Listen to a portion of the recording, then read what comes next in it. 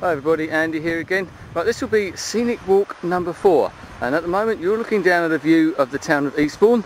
As I said in the last video, if you saw that one at pet level, I was going to go to Beachy Head, which is just behind me. I say the South Downs themselves actually start right at the foot. I'm right at the beginning of the South Downs. You might be able to see the way the hill goes there, and they end very sharply, or start very sharply, whichever way you look at it. As I said in one of my earlier videos, they stretch for about 100 miles or so over to Hampshire, which is right behind me.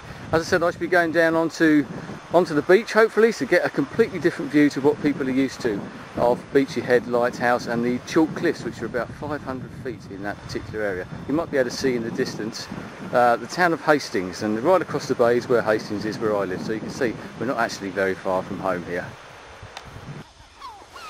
As I said, we're sort of right at the foot of the downs here, and you can see this is a place called Whitbread Hollow.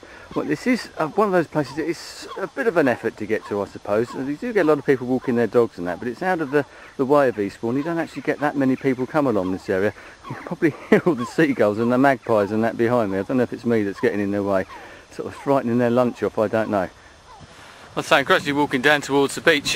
Once again, hopefully on this particular walk I should be finding some, or certainly looking for some fossils. I'm going to an area called Cow Gap. The topography, if you want to call it that, along here, now that the chalk downs are here, the South Downs, because they're so high, as I said, up to 500 or so feet in places, there aren't many places you can actually get onto the beach, and they have these places called gaps. The first one I'm going to today is called Cow Gap, and we've got Burling Gap, which is a very well known one further along, and this sort of stretches more or less all the way from here to Brighton, I suppose, which is 15-20 miles away, I suppose, so that's a fair old way.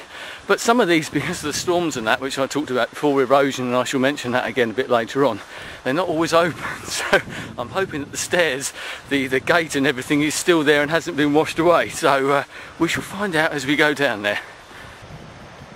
Well, this is part of the beach. I'm not quite down there, as you can see. I'm gradually getting low. You can see the start of the chalk cliffs and where they end, just along the coast there, and I come round. This is the beach. The tide's going out, thankfully, but this is a great place. You can actually walk right the way from Eastbourne, but you have to be careful, obviously, because of the way that the tides are. If you catch the tide, you can get caught, and you don't want to do that, believe me. Well, we finally arrived at the place we get down, and luckily it is still here. I come down they build these sort of stairs down onto here, have to be maintained quite a lot. I think there's always say the storms and that, and the erosion generally. They have great problems further along the coast at Burling Gap itself. I might tell you a bit about maybe in another walk. That's one place I will definitely go to, I think. We're right down the beach, and as you can see, or the bit like the other walk at pet level, this is the sort of tide line. You can see how far it comes right up, and there's just all the flotsam everywhere. But as I said, this is a good place for fossils, and if I can find one, I've just been walking along the beach actually. If I can get this to work, this may be a proper sort of fossil. If I can show you, it's down there. Can you see that there? I'll come in slightly. One way. Let's try that. That sort of indentation in the rock there, sort of that's obviously sort of fossilised. And if you look right the way along this beach, you can find them, as I said before, just sort of sitting there. I'll try and actually find some a bit better, a bit further along in a better place. I said, you come down here onto the beach, and it's one of those places you're never quite sure what you're going to find because of all the flotsam. As I said, you might find lumps of wood, bits of cars, and all loads of stuff, because as I said before, Beachy Head is a great place just along here, not very far now. It's a great place for sort of suicides. I know there was a film recently about the Golden Gate Bridge in San Francisco. I know that's another one, but here is another very well known place for this area, certainly in this country, one of the biggest places in the world for sort of suicides. I say 500-foot chalk cliffs, but people drive cars off as well, and they found cars down here and rescued them. I might say a bit about that a bit later on, but always a bit wary. But another thing, I wore this coat today, and it's absolutely sweltering down here in the middle of March. I was hoping for some nice weather for my week off, and I've certainly got it, and now I'm sweating rather a lot. I'll get a lot closer, and you see these weird rock formations here, because obviously we've got chalk on the cliffs, which I'll show you in a minute. And if I just come up here, you can probably just see the lighthouse just starting to come into view there. And here's the chalk cliffs. But these rocks around here are quite amazing actually.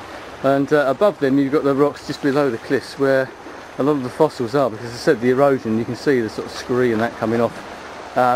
I say I found that little one earlier. I found a couple of smaller ones further along as well, and hopefully I should find a bit more. But as I say, it just breaks it up a bit like down at Pet Level, as I was talking about before.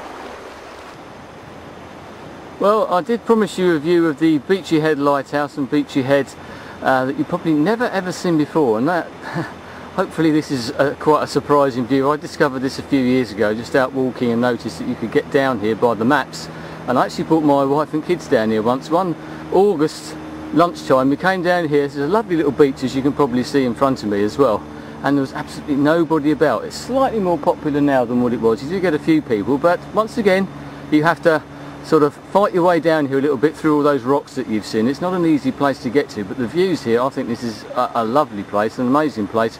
You can see the windmill. It's definitely not a windmill, but it is a lighthouse, and you can see the cliffs there above, and those cliffs, so they're made of chalk, and they, that particular one around about here, they're all about 535 feet, I think they are at the highest place.